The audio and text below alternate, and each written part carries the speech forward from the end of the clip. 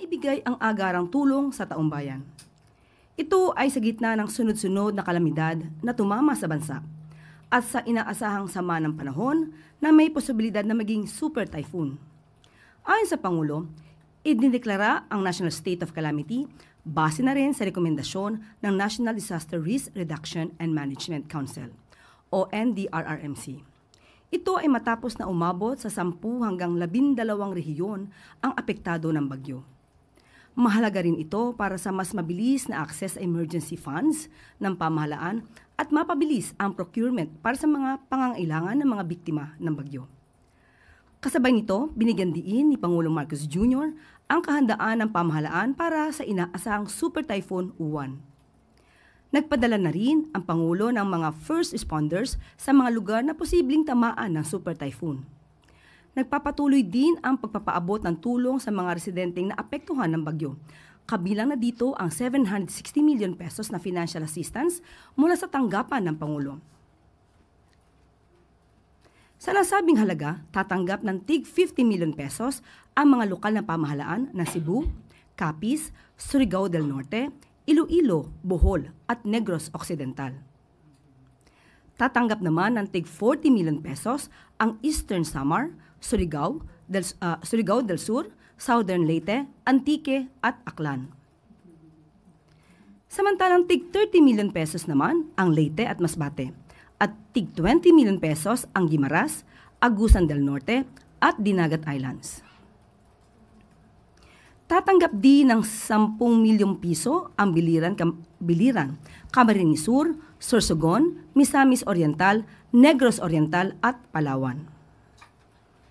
Nagpaabot din si Pangulong Marcos Jr. ng financial assistance na tig 5 million pesos sa Albay, Romblon, Batangas, Northern Samar, Siquijor, Quezon Province, Samar, Agusan del Sur, Laguna, Zamboanga City, Manila City, Camiguin, Occidental Mindoro, Camarines Norte, Zamboanga del Norte at Iligan City.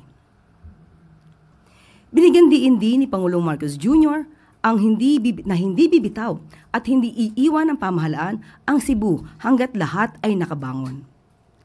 Sa ganito mga pagkakataon, sinisiguro ng pamahalaan sa ilalim ng administrasyon ni Pangulong Marcos Jr. na lahat ay maaabot ng tulong at kalinga sa anumang panig ng bansa.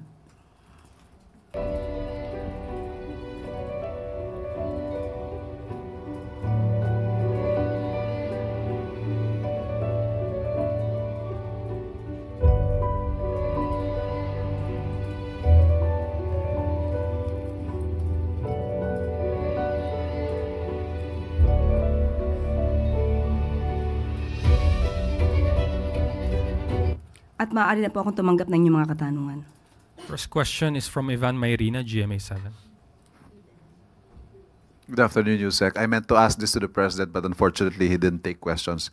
Meron pa po kayang specific marching orders ang Pangulo sa mga ahensya in the way of providing immediate relief sa mga apektado po ng bagyo?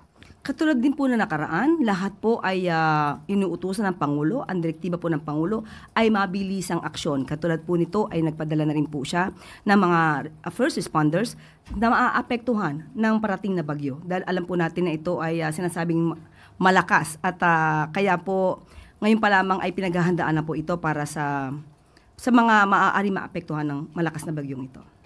Understandably, ang galit po ng tao dito ay sa mga flood control projects. Yun po ang sinisisi kung bakit nagkaroon ng unprecedented levels of flooding in many areas. But there are also reports that this is partly due to also deforestation, quarrying. Nandyan din po ang mga teorya na ito'y dahil sa unregulated development in the region. Is Malacanang, is the President also ordering investigation in these areas kung bakit po nagkaroon ng ganyang klaseng pagbaha? Kung ganyan po ang nakikita, dapat lamang po tingnan ito ng pamunuan ng DNR, kung ano ang nagaganap at kung ito ba ay hindi lamang dahil sa kalamidad, hindi lamang ito act of God, kundi may kinalaman ang mga pagpapabaya ng mga tao at ang pang-aabuso sa ating natural resources o sa ating kalikasan.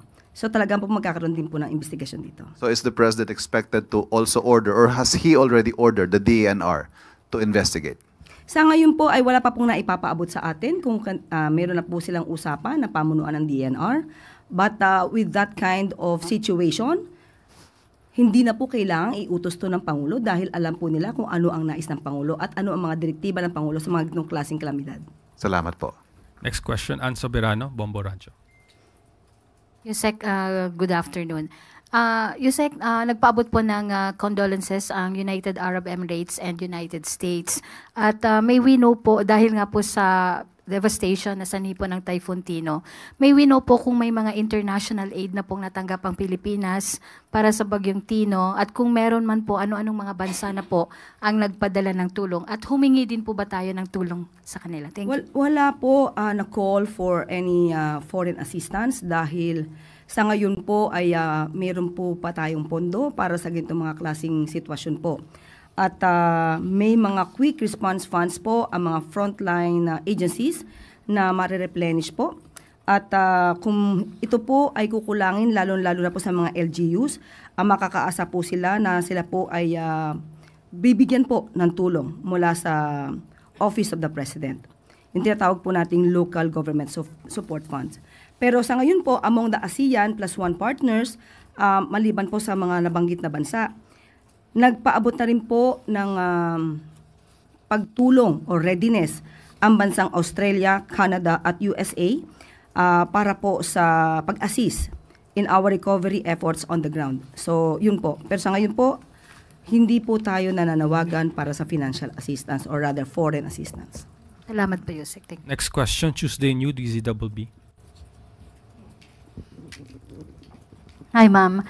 Under the state of national calamity, ano po ang saklaw nito? Ano yung mga karampatang aksyon at takbang na kailangan gawin ng gobyerno? Since national ang scope niya, ibig po bang sabihin nito kahit yung mga lugar na hindi naman direktang tinamaan ng bagyo, for example, ay pwede ring magpatupad ng price freeze or yung mga tao pwedeng mag-apply for calamity loan since nga po ito ay national na? Nakausap po mismo natin ang pamunuan ng DTI at sila po mismo ang patungkol sa price freeze or pag-monitor ng mga halaga ng basic commodities and items. Ito po ay pangkalahatan. Pero sa ngayon po, hintayin po natin ang declaration mismo na manggagaling sa Pangulo dahil kanina lamang po ay kanyang inaprubahan ito. At ang rekomendasyon po ng NDRRMC ay inaprubahan, pero hintayin po natin mismo yung pinaka-declaration of national state of calamity at doon natin makikita kung ano po yung pinaka-detalye. Pero in general po, sinabi po ng DTI na patungkol po sa presyo ng mga basic commodities, pangkalahatan po ito. Nationwide, ma'am, na magpapa-price. Opo, yan po yung pinaka-general. Yan po yung pinaka-general rule. Pero hintayin po natin ang pagpapalabas po mismo ng deklarasyon na magbumula sa ating Pangulo at tignan natin po yung pinaka-detalye ng nilalaman po ng deklarasyon. Okay. Ganon din po yun sa situation ng mga tao na gustong mag-apply for calamity loan, halimbawa? Depende po kung sila po ay qualified. Hindi naman po lahat ay pwede makautang kung hindi naman sila qualified member. Yeah. Thank you, ma'am. Next question, Sam Medinilla, Business Mirror.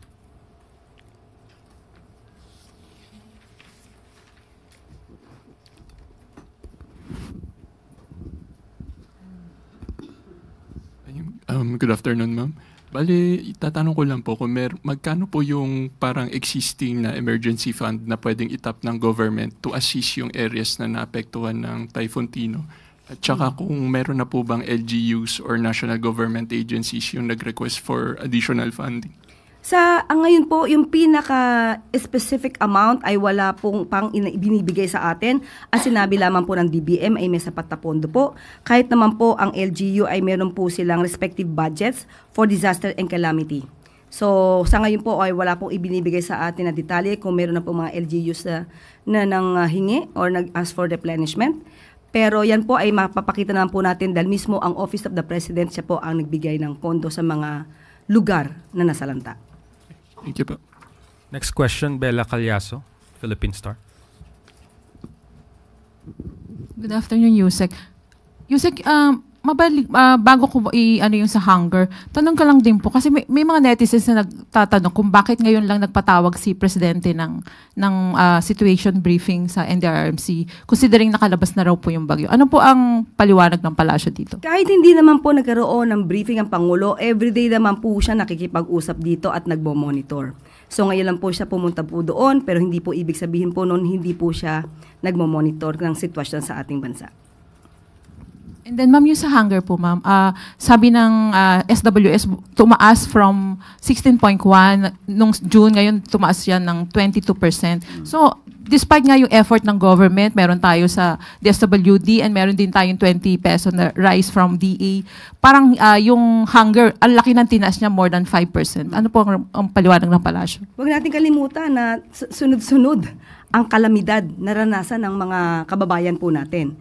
Ito po ay nakaapekto po ito sa patuloy po na pagtatrabaho ng ating pamahalaan, lalong-lalo na po ang DSWD, para po maipababa ang hunger rate ng bansa.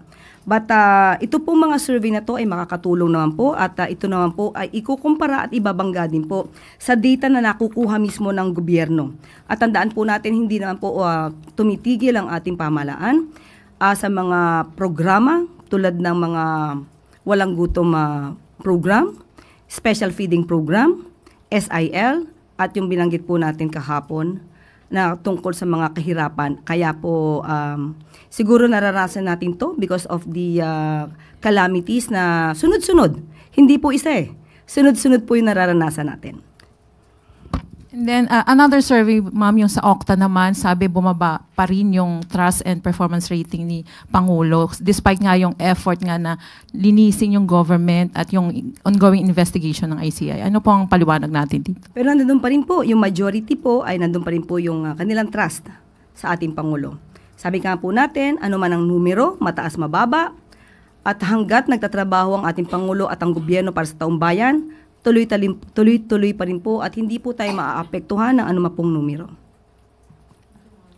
Last question from Eugene Fernandez, IBC 13. Good afternoon, Yusek. I would like to ask lang po regarding the recent visit of Secretary Lopez to the LRT stations, and he reportedly seen some improperly maintained facilities sa LRT. Nakapag-report na po ba dito si Secretary Lopez, and may directive po ba ang Pangulo regarding this, if sumusunod ba ang private entity na nagpaparan sa LRT regarding the contracts na meron sila? Nakausap po mismo natin si Acting Secretary Lopez at binanggit niya po na pinagre-report niya po ang LRTA na siya pong inutusan na kausapin mismo ang pamunuan ng LRMC at kailangang matugunan ang kanyang nakita na hindi maganda sa Baclaran Station sa LRT1. So within this week, dapat makapagsumite na po ng report ang LRTA. At ang mandato naman po sa kanya ng ating Pangulo ay maginhawa ang mga nararanasan ng mga commuter sa LRT. So, yan din po ang kanyang ginagawa. Kaya po yung mga nirereklamo na mga hindi kagandahang naghaganap sa LRTA, rather LRT1, yan naman po ay tinutugunan ni Acting Secretary Lopez. So, most probably after mabigay ang report na ito sa kanya, ito po ay ibibigay niya rin sa Pangulo.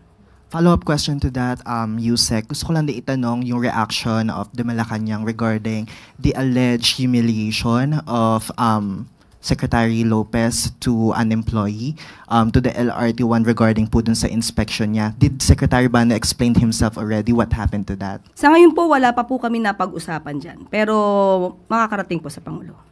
Thank you, Yusek. Follow-up question from Ivan Mayrina. Ma'am, pahabol lang, naghain na po ng request na makakuha ng kopya ng SALN ng Pangulo ang grupong Akbayan, Tindig Pilipinas, at iba pang civil society groups. Sa Ombudsman? Yes. Hintayin na lang po nila. Hindi naman po pipigilan ng Pangulo yan. Hintayin po nila kung ano po magiging tugon ng Ombudsman. Thank you. That is the last question, Yusek. Thank you. Salamat. Pagpapalabas ng higit 1 trillion pesos program budget, ipinag-utos ni Pangulong Ferdinand R. Marcos Jr. Ipinag-utos ni Pangulong Ferdinand R. Marcos Jr. ang pagpapalabas ng 1.307 trillion pesos program budget para sa fourth quarter ng taon. Layunin nitong matugunan ang mga pangangailangan ng mga kababayang sinalanta ng mga nasakuna at sa mga kanilang agarang pagbangon at makapagsimulang muli. Ayon sa Department of Budget and Management, sa pangunguna ni Secretary Amenah Pangandaman, malaking bahagi ng nasabing pondo ay ilalaan sa social services, alinsunod sa direktiba ng Pangulo na tiyaking lahat ng Pilipino ay makikinabang sa mga gastusin ng pamahalaan. Inatasan din ni Pangulong Marcos Jr. ang lahat ng tanggapan ng pamahalaan na gamitin ang pondo sa pamamagitan ng matuwid at epektibong paraan upang mapalago ang ekonomiya ng bansa. Naniniwala ang pamahalaan na kapag nagagamit ng tama ang pera ng bayan para sa infrastruktura, kalusugan, edukasyon o mga direktang subsidiya, mas maraming pera ang pumapasok na tutulong sa pagpapalago ng ekonomiya ng bansa. Lumalakas ang konsumo at pamumuhunan dahil nakikita ng mga investors na tumataas ang pangangailangan para sa kanilang mga produkto at serbisyo. Mayroon ding tinatawag na multiplier effect ang paggastos ng pamahalaan sa mga mahalagang programa. Ibig sabihin, bawat pisong inilalabas ay nakakalikha ng higit pa sa 1 pisong halaga ng aktibidad sa ekonomiya. Prioridad ng Marcos administration ang pag-angat ng pamumuhunan, ang pamumuhay ng mga Pilipino kasabay ng pag-angat ng ekonomiya ng bansa. Naniniwala ang Pangulo na sa ilalim ng bagong Pilipinas, sabay na aangat ang kalidad ng kabuhayan at ang ekonomiya.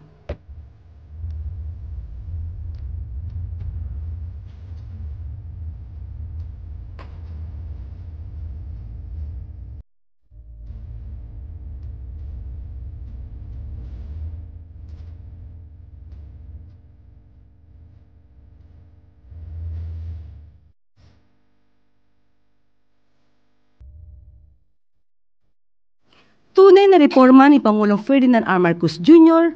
sa pamumuhunan sa Pilipinas nagbunga ng 50.7 billion investment sa bansa.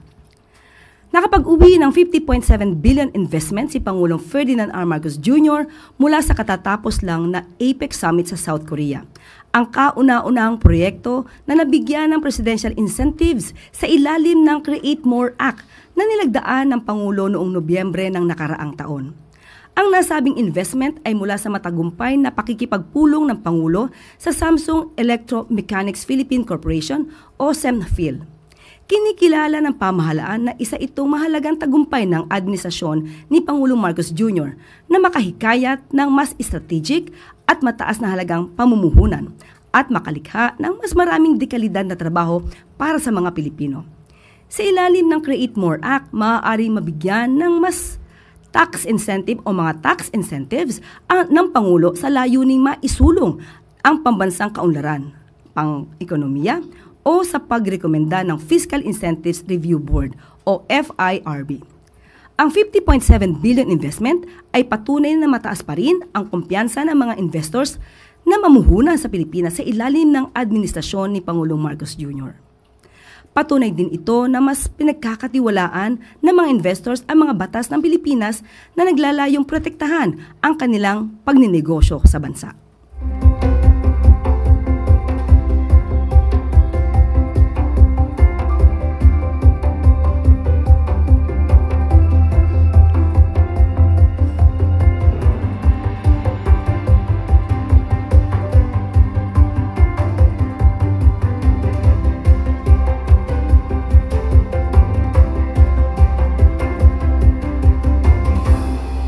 At dito na po natatapos ang ating press briefing. Magandang araw para sa bagong Pilipinas.